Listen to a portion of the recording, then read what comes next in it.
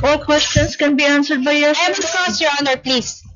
Counsels, Cross. There are limits to cross-examination. Misleading questions are not allowed. They are allowed. Kinwestiyon ng prosekusyon ang paraan ng pagtatanong ng depensa sa testigo.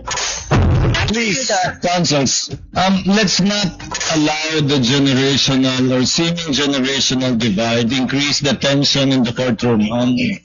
Let's keep it a notch lower. Your Honor, please, I am preventing myself from giving her a spanking, Your Honor. Pati ang social media post ng isa sa prosecutor, kinwestiyon ng depensa sa paglilitis. I find it troubling that the private prosecutor would do this. It is not within the sub judice rule. So, I think it is out of place. Tungkol po doon sa misleading questions po, yung sagot ni Attorney Ferrer. Hindi ba? So, kumbaga, do not gaslight the nation that kasalanan po ni Attorney Libutan kung bakit po pumutok sa mukha po ng depensa ito pong bagay na ito. Sa muling pagsalang ng testigo, sinuri ng impeachment court ang mga dokumento. Dahil nga po hindi naging compliant with the joint circular, nare-reflect po doon na may kakulangan sa internal control. Ayon mismo sa COA, bigo ang OVP na ipakitang ginamit ang CONFI funds sa mga aktibidad na nakalista sa Protective Intelligence Report ng Vice President Security and Protection Group. Hindi issue kung kailangan protektahan ng bise. Ang tanong, kung may security team na, bakit kailangan pa ng hiwalay at napakalaking confidential funds para sa seguridad? Hindi rin sapat na sabihin may aktibidad.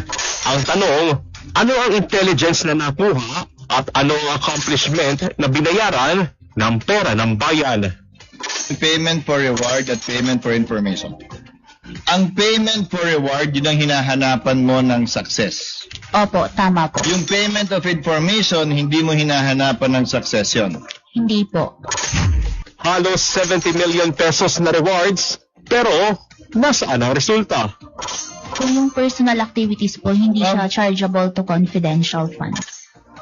Hindi rin pwedeng bastang ipasa sa staff ang responsibilidad sa pondong inaprubahan ng head of agency. Yung sa internal control po ng agency, nasa responsibility po kasi ng head of agency to institute internal control po. Pinalutang man ang depensa na hindi nasita ang mga kakaibang pangalan sa mga acknowledgement receipt. Sagot ng prosekusyon, The point of flashing these acknowledgement receipts were not the names. They were flashed because of the manner by which the funds were used. sumatotal, mahigit 400 milyong pisong confidential funds ang pinapasauli mula sa bise. Kung mapapatunayan na inabuso ang pondo, karapatan din ng sambayanan na bawiin ito. So, pwedeng ma-disallow buong 612.5 million na confidential funds sa OVP at sa DepEd. Tama? Yes po, tama po. Habang inaabangan ng taong bayan ang katarungan, dapat ding patuloy na bantayan ang kaban ng bayan. Enzo Recto, kalaban ang katiwalian at kasinungalingan, kakampi sa katotohanan at kabutihan. Tunay ngang sa bibig nahuhuli ang isda. Sa depensa na mismo nang galing, dapat daw i-allow ang mga tanong na misleading. This clearly shows their strategy for the entire process of the impeachment trial. At gusto rin natin pong magpakita ng video kung saan makikita rin natin yung same strategy na to nang galing din sa bibig ni VP Sara. I don't think kailangan guluhin ang impeachment. Napaka-klaro naman yung bending the law dyan sa impeachment na yan, simula pa sa House of Representatives hanggang sa pagkakaroon ng 2 tao na nakaupo doon sa, ano man tawag dyan, stage or rostrum or elevated platform. hindi na kailangan guluhin ang impeachment dahil magulo na siya sa bending the law. Of course, yes. Oo. Nagpapasalamat lang talaga ako dahil merong mga abogado na tinanggap ang aking kaso at they are diligent and passionate enough to defend me. At kung maaalala natin, meron din pong statement si VP Sara using the Office of the Vice President, seal and logo, on the day 4 of the impeachment trial kung saan sinabi niya na quote-unquote, the complaint is not supported by evidence. Hindi na po nakakagulat na estratehiya ito noon hanggang ngayon. What can we expect from a defense panel whose client apparently does not recognize the institutional process being afforded to her?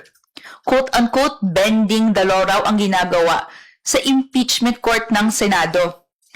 Bakit hindi siya humarap at sa paglilitis mismo maghabol ng mga saloobin niya? Ultimately, kung may dapat sitahin ang impeachment court, si VP Sara iyon. Siya mismo ang bumabaluktot ng batas, lalo na sa kanyang questionabling paggasta ng confidential and intelligence funds na hanggang ngayon wala pa rin pong sagot sa taong bayan. Sa atin po, klaro po ang gusto nating uphold. One court, one standard. Kung bawal bastusin ang impeachment court, dapat bawal para sa lahat. Ang kagandahan ng isang impeachment trial ay lahat po tayo ay nakakapanood at nakakapaghusga. Ang panawagan lang siyempre ng lahat ng panig ay dapat maging patas, even-handed ang application ng lahat ng rules of the Senate on impeachment cases. At as we proceed with the trial, matitesting at matitesting talaga yan.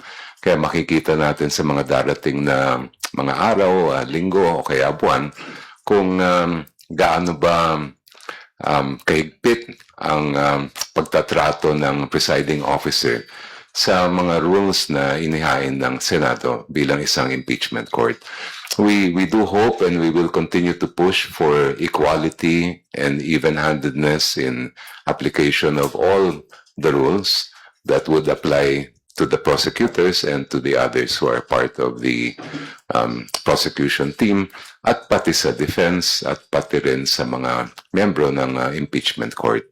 Maganda na rin na na-mention na din ho ito dahil tulad ho ng sabi ni Kong Rene kanina, siguro kung meron tayong unang dapat tignan na naglabag sa subjudice rule na yan, huwag natin kalimutan na sa cloud din ho nitong subjudice rule na to, ang Vice Presidente mismo. So nakita natin, nagkaroon ng progression sa kanyang attacks. Nagsimula sa attacks against the prosecution, accusing us of resorting to fabricating evidence, and manufactured narratives. So after that, she attacked the integrity of the impeachment court itself, Dahil sinasabi niya, binabaduktot daw ang batas dito sa pagdinig na to. Nakakabahala ho yan, Dahil nagbibigay ho yan ng prejudgment. Ang mga kababayan natin na may-aring maniwala dyan, pwedeng pagdudahan ho nila kung ano man ang maging paghahatol na ibigay sa kanya dito, lalo na kung hindi yan papabor sa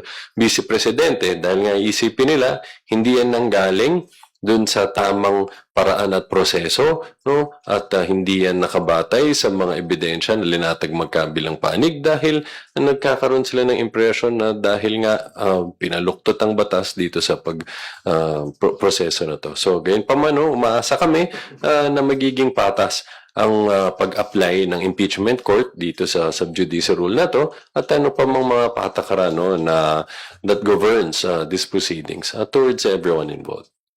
Bunyog, bunyog, halikan na kasama ka.